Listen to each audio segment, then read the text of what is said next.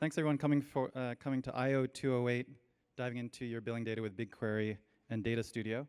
I have the privilege, and I'm really excited that my main job here is to set the stage for 5 minutes and then get out of the way and introduce you to our customers so they can give, should I spoil it? I mean, it's a live demo for basically 45 minutes.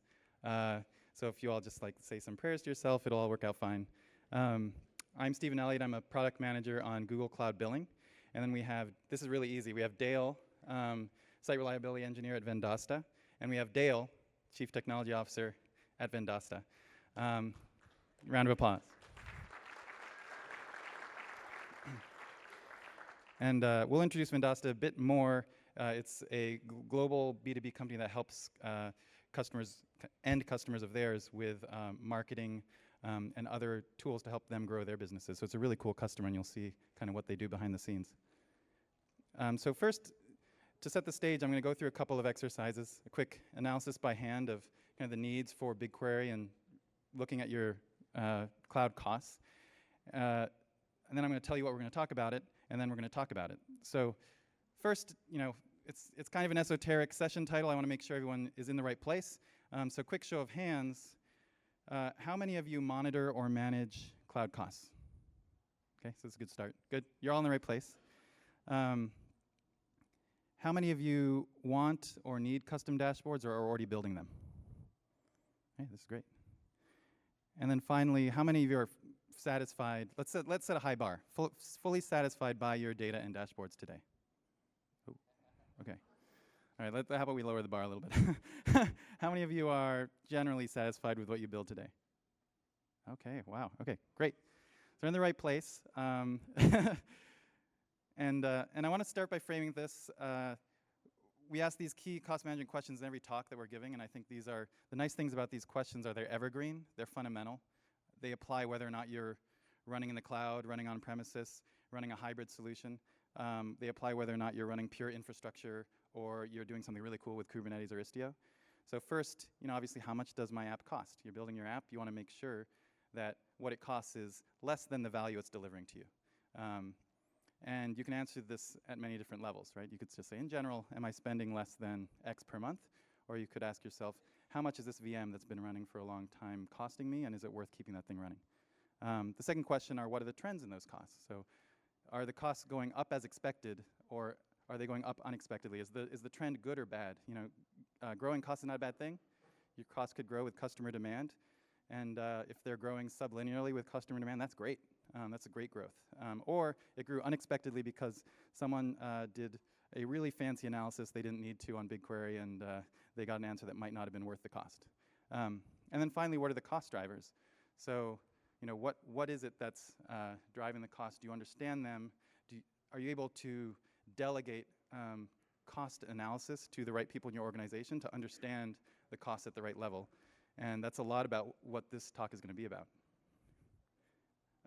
So before we dive in a little bit further, and you'll actually see a bunch of these when Dale Birch presents, we offer several different tools on Google Cloud Platform to help you answer these questions at various levels of detail. So one thing that we launched recently is billing reports. So at a glance, you can see your cost trends overall and within specific products, within specific SKUs, over specific time ranges. So you can kind of drill down right in the billing UI and see what your costs are. And then we recently launched, and we have a team for this in the room, forecasting within reports. So you can see forecasts based on the specific configuration of reports you're looking at to see how the general trend looks over time. We also have budgets and alerts. Matt Leonard, who gave a great talk on this with Lucas Carlson from The Broad yesterday, on how to set up budgets and alerts and receive notifications about them either via email or programmatically via PubSub. So you could set up a cloud function, you could respond to them automatically, and set up very nice controls in your environment. And then finally, we have billing export. So this is where you really want to get into the fine-grained details of your bill. You want to understand what resources are running, what labels are attached to those resources, whether it's the machine type or which project the BigQuery analysis took place in. A lot of the detail is in BigQuery export, and that can drive some really nice dashboards that help your teams understand what's going on in the cloud. So before I turn it over to Dale, just to set the stage about what's actually going on, this shouldn't be too, I guess I'm right in the middle of the screen. Let me walk over to the side. So this shouldn't be surprising, but basically billing starts with actual usage. So on the far left here, we meter the usage at the product level, and what happens to that usage is it goes into something I'm gonna call the pricing engine, and I have some tech leads in here who are like, there is no such thing. That's not what we call it. There's many services, way more complicated than that. And I'm like, yes, but I'm a product manager, so I represent complexity with a black box. So usage comes into the pricing engine, and there's a bunch of different pricing schedules that we marry to usage to produce the cost of your usage. This should feel right. This equation should not be surprising. And then there's several places where these costs go. So first of all the costs go to Dale. Not of all cloud customers, just of Dale's costs. And that's via the invoice. And then he gets to decide, do I like this invoice? Do I want to pay this invoice? Am I going to pay it on time? And generally, he has been doing that, which is why he's on stage with me. So the second place that this could go is cloud billing reports. And this is the way that you can see your costs at a glance immediately in the billing console. And this is meant to satisfy many different users. So it could be the chief technology officer. It could be the site reliability engineer. It could be the project owner. Anyone with billing privileges can see the costs in their projects and billing accounts. But what we're going to talk about today is the other place that these detailed costs go, which is into BigQuery billing export, if you enable it, and then what you can do with BigQuery and that billing data once you've set it up. And the goal here is really to help you measure, monitor, and manage the metrics that matter the most to you. So just keep that in mind. You know, the three fundamental questions: what are my costs? What are my cost trends? What are my cost drivers? And how do I set up the queries and dashboards that really show me what I need to know to run my business? So without further ado, I'll let Dale Birch take it from here. That's all right.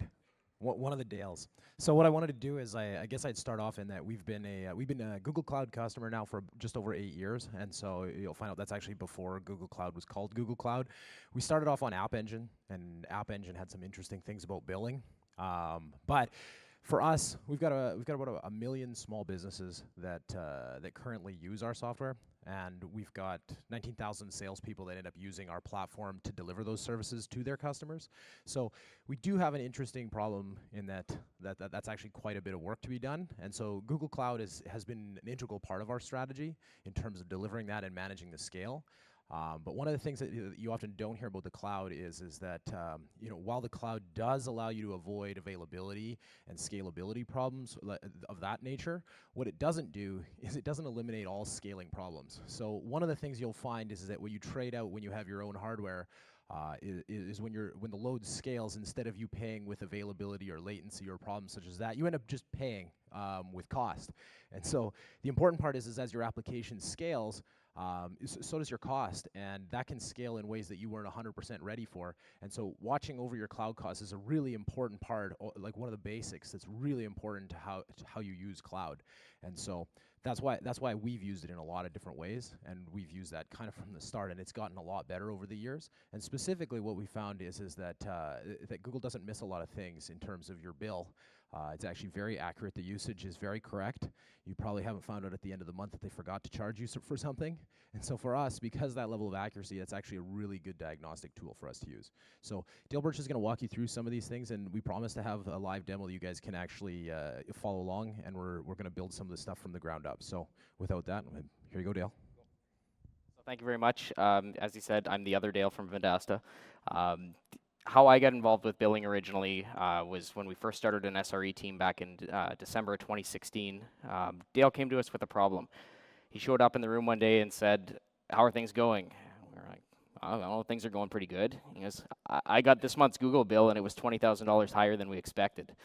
I was like, that's probably a problem. That's a lot of beer. So when you equate a Google bill to being a lot of beer, it doesn't take much to suddenly go from a $60,000 bill to an $80,000 bill, all because of a bug that went in at the start of the month and nobody noticed. And App Engine just scaled and handled that. We had the additional traffic. None of our customers saw any outages. We didn't see any problems, and we just got a big bill. So that was the first postmortem we held as an SRE team, and we sat down with the team and we went, okay, guys, how did the bug get in? How did we review it? What were the steps we took in place? And how do we stop this from happening again? And the team went, well, if we're going to own a project, we kind of also need to own the billing for the project. We need to know what it costs, and we need to see that before you come to us with a postmortem booking and saying, you guys spent 20 grand extra, what the hell? So that's where I got involved with this. We were trying to come up with some type of a solution to track our billing in 2016, and there wasn't really anything great available. We looked at crazy things like scraping the App Engine status board to give you daily totals. We figured out the BigQuery export at that point, and I sat down with one of our data analysts and said, can you teach me how to DataStudio? And she kind of laughed and went, well, even you can do it. So that's how I ended up in DataStudio, and we've been using it for dashboards and individual team boards ever since. So I'm going to jump over here into the demo and start at the Reports tab in Billing. It's important to understand kind of the scale of Vendasta here. So we've got 96 billable projects within the Google platform, 34 Google products that we get billed for, and 400 SKUs. So it is a little difficult to keep track of which ones we actually care about. Most of the projects aren't actually costing us a lot of money. They handle small services, and most of the SKUs don't have a large volume on it. There's probably 10 or 12 in every project that I actually care about and want to track closely. So when I look at the dashboard like this, I can try and drill into individual things, but I'm always guessing. I'm guessing at what project is having a problem, what area of that project, the product it is, or what SKUs within that product are actually driving it. And yes, I can find a lot of information from this dashboard, and their forecasts that they announced recently, we've been using them for a while, and they're pretty killer. I can't match that in DataStudio, but to actually present this information to a team is difficult. There's not a great IAM story around it. I don't want to give out permissions at the organization level for it. There's no pre-made reports that they can just hit this and see the view that they had from last time or anything like that. So while those things are coming, in the meantime, we still have motivation to put effort into building our own set of dashboards for here.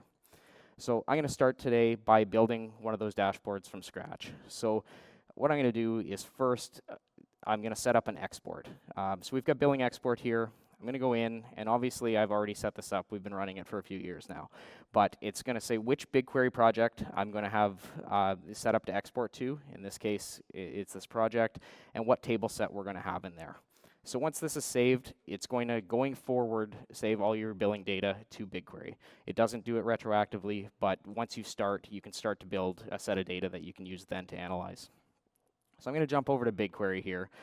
And I'm on the data set that I had just set up to configure. It's cloud costs. And there's a number of tables in there.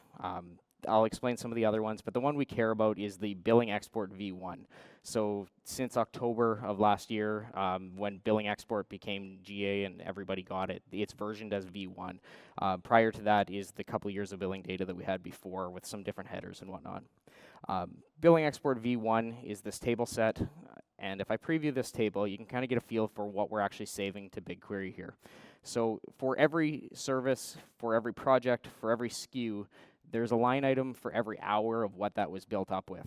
So I can see I've got compute engine, storage of an image in a project of this project, labels that I've applied to that resource. So you can split resources by custom labels.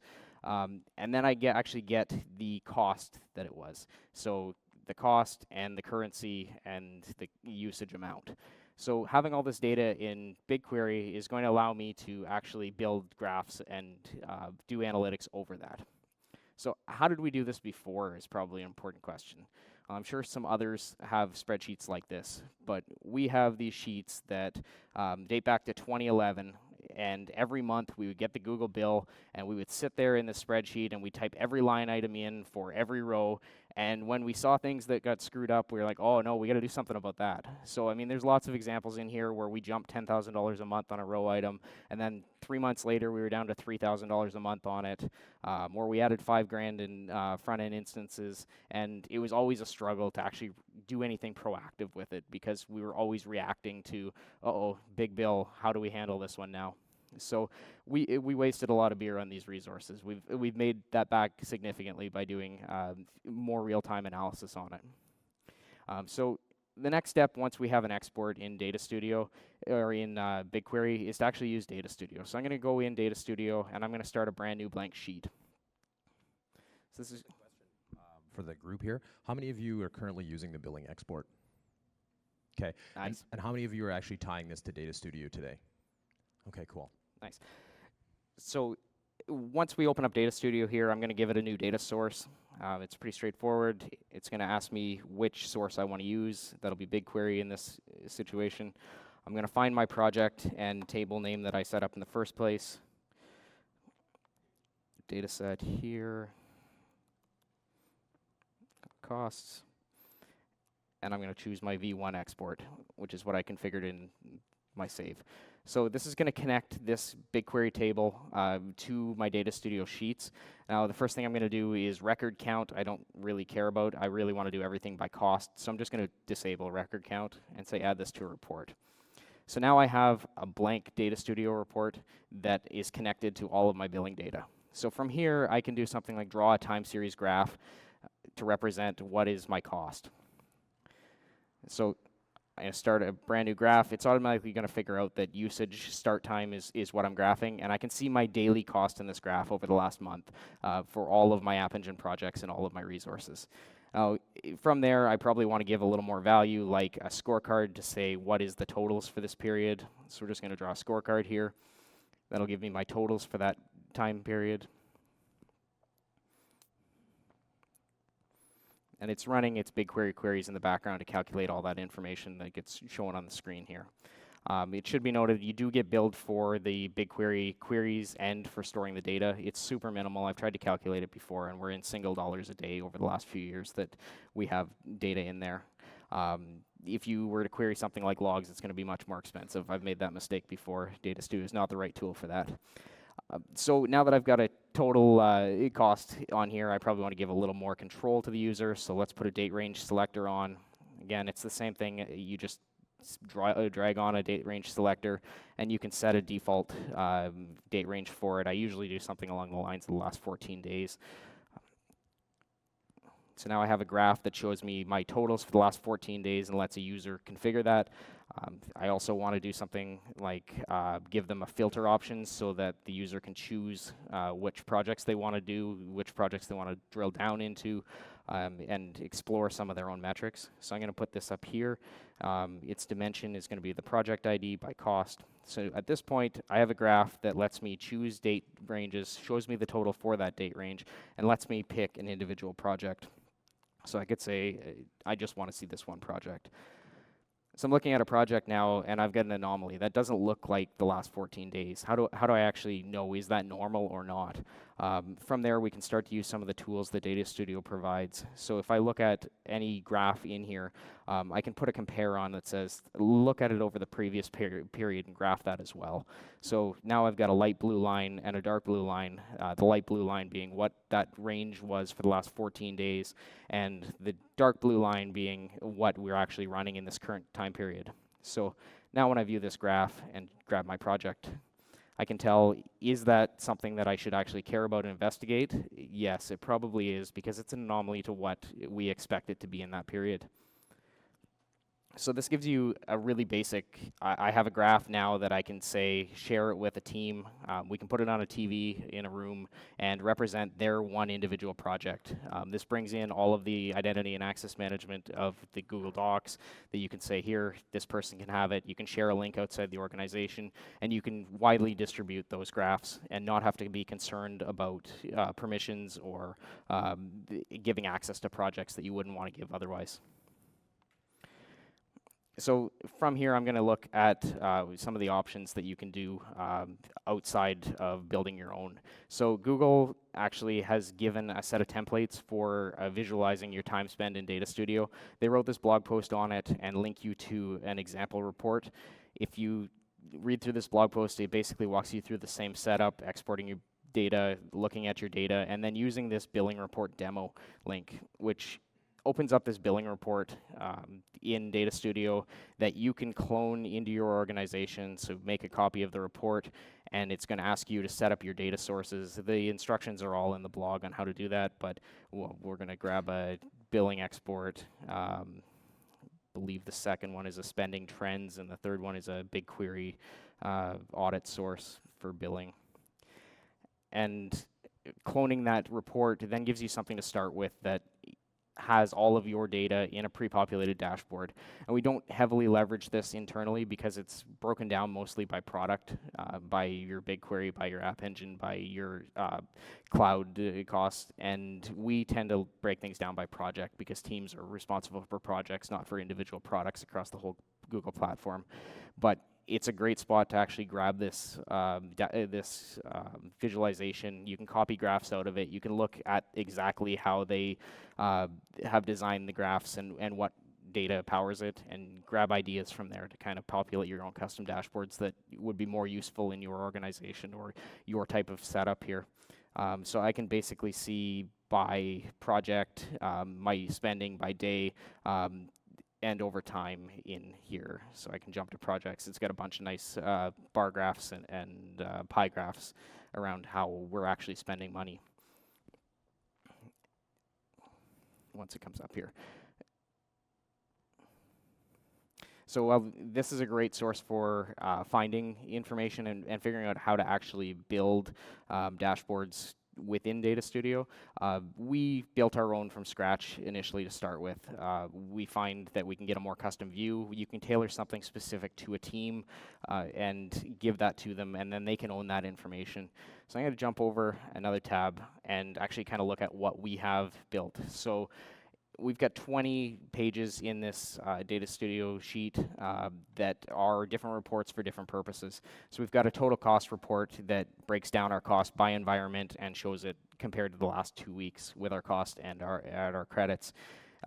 This is on a TV in our atrium where every person in the organization sees it, so that anybody walking by can be empowered to go, what happened there, and ask that question. And we want to encourage teams to ask that question, because then you kind of take ownership of the project. You can make those changes to really drive down costs and manage them over time.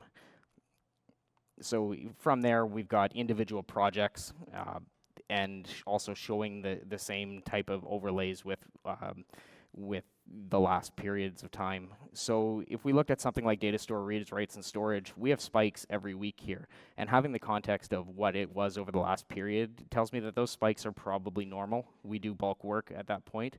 But if I just saw the spike otherwise, I might spend some time investigating, similar to this Google Cloud Endpoints or service control line item that was $150 higher than expected that day.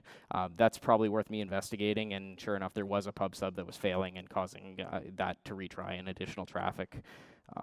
But I probably don't want to actually look at the extra $150 we spent on data store reads and writes in that period, because I can see that they're normal. That gives me the context to look at our data over time. I use a lot of this data as an SRE to see what's happening in our organization. So for example, our Cloud SQL cost jumped here. That probably means to me somebody added a new Cloud SQL database or changed the way it was scaling. And if they haven't talked to me about that, I'm probably concerned about how they set up security on that Cloud SQL database and what they're actually using that for. Maybe it's a dev database that they provisioned with production resources. It's $5 a day. That's not a huge number, but if it can be a smaller instance type, we'll move that down. So generally, when I'm looking at DataStudio reports, there's two different things I'm looking for. Either slow burn, things that are eating up cost over time and just very, very slowly creeping, or sudden changes within our billing data where something spiked and we're trying to catch it before it grows and goes out of control. If I look through some examples that we've had in the past year or so, I had talked about the data store reads matching almost exactly with the previous period. That's not a concern. Cloud endpoint spiking, that is more of a concern for me.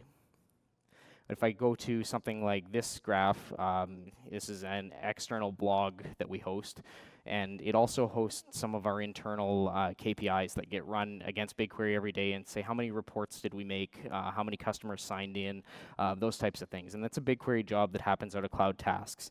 And in this case, February 13th of this year, the query to BigQuery was successful, but the task wasn't completing.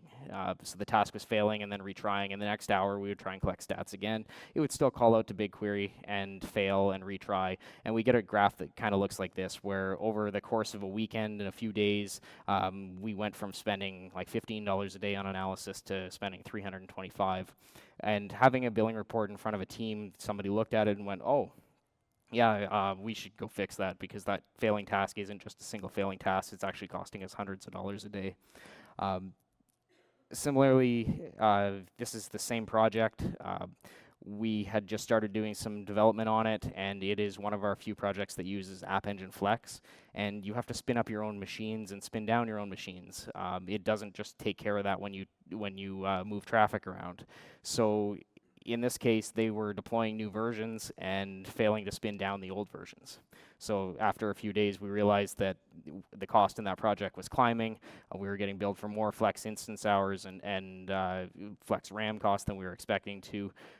Just have that chat with the team. Hey, you guys are spending more money than you're expecting to here. What's going on? These are the line items that you're using here. We've had lots of examples. You guys have probably heard this. We had a development team, and what they wanted to do was some load testing on a service, so they spun up the biggest possible VM they could find on GCP. They ran all their tests, and then when one of them forgot to spin it down at the end of the day, and it doesn't take long before you spin something like that up, and all of a sudden, like your test projects, you're seeing this shark fin like this, and this is how Dale ends up finding these things. And so it's actually really helpful because a lot of the stuff at our office, we're pretty open with permissions on developers, so they can create machines, they can do lots of stuff. And this kind of helps catch those anomalies that it's like not part of normal operations. So Yeah, another one that's super common is slow burn. So where something just creeps up over time, over and over again, and you don't really notice that it's costing you a whole bunch of money. If I look at a project here, which one am I in? Our BigQuery costs for storage, if you look at our long-term storage costs here in the green line, it went up by basically 50 cents a day and had been climbing for quite a while. And we realized that bad retention policies happen all the time. When you create a retention policy in BigQuery, it's only on newly created tables after that. It doesn't take effect to all the old tables. So we had like terabytes of data hanging around in BigQuery that we really didn't care about, but because we didn't make the buckets with a retention policy, they were just hanging around forever and ever. And we sat down and, well, this just keeps increasing. We have to do something about that. It's not increasing in value to the organization. So let's write some scripts, actually hit BigQuery and expire all those tables, set expiry times on them. And once they expire, the cost drops back down again. We've seen it in projects where our cloud storage cost will creep up over time, and next thing you know, we're spending $30 a day in cloud storage. Well, we did backups every single night for multiple years and never cleaned up a backup because there was just no retention policy on those buckets. Another favorite of mine that we'll find looking into individual line items is unused IP addresses. You don't pay for static IPs in Google's infrastructure unless you don't have them assigned to something, and then you start paying for them. So it's a burn to spend. It's not expensive. It's $5 or $6 a month, but when you have 30 or 40 of them hanging around because somebody deprovisioned something, it adds up over time, and that's beer that we could be drinking instead of spending it on static IP addresses we're just not using. So I tend to use our cloud costs as a set of metrics over what's going on in my environment. Newly created items, workloads that I'm not expecting, sudden changes in cost. They're usually tied to something a development team's doing, and gives me that resource that I can go talk to the development team and say, hey guys, what's going on here? And it also brings that transparency to the teams that they can own their own costs. They can look at their graphs over time. They can be responsible for those things, and it kind of pushes that this is their project, not something that we're administrating and telling them to work on. The permissions thing is also like, it's just huge because you don't necessarily want to provide access to all this billing data to everybody, but you can provide these great views. And Dale mentioned that you can even do these things externally. So if you want to share these with somebody else, the permission model is just a huge deal. And for everybody in here, the sooner you can give people telemetry on what they're doing, I mean, you don't even have to tell developers that they should be worried about costs. If they can actually see the costs, and I mean, they see the shark fin, a lot of the time you're going to find developers take action on their own stuff if they know about this. And so in a lot of ways, what this is all about is just bringing that data to people, because in a lot of ways, people do a lot of bad things because they just didn't realize it. And so it basically, it's producing more safety in terms of like when you do things at the office and you know that you're going to see the cost change if you did something wrong, it feels a lot safer. People are going to push more comfortably, and that sort of thing is really important to us. Yeah. One of the points I want to also make is with regards to the way that the data is stored. Every project ingests data, billing data, and puts it to BigQuery slightly differently. So you'll notice if I look at one of my production graphs, the last day of most of our App Engine costs all kind of drop off here. App Engine doesn't actually have a point yet for this day. App Engine's typically about 2 days before it ends up in our billing export. So there is a lag time, the same lag times there in the reports. So if you're doing forecasting or something, you kind of have to change your dates back to being a full set of data, that you're not having that 0 point at the end. By any of these graphs, I can go and edit and put a linear regression line across it within DataStudio here and say, here's my trend line that's linear, and then say view this report. Well, it's always going to be trending down if I have that 0 data point at the end. The guys that are doing the forecasting have compensated for that and handle it much better than we can in DataStudio with a simple linear progression. So if you have the opportunity to use the forecasting tools, they are better than what you'll probably build yourself in here, but this can give you a pretty basic view on what you have been doing over the course of a month. All right. Well, thank you very much for attending. Get 10 minutes back.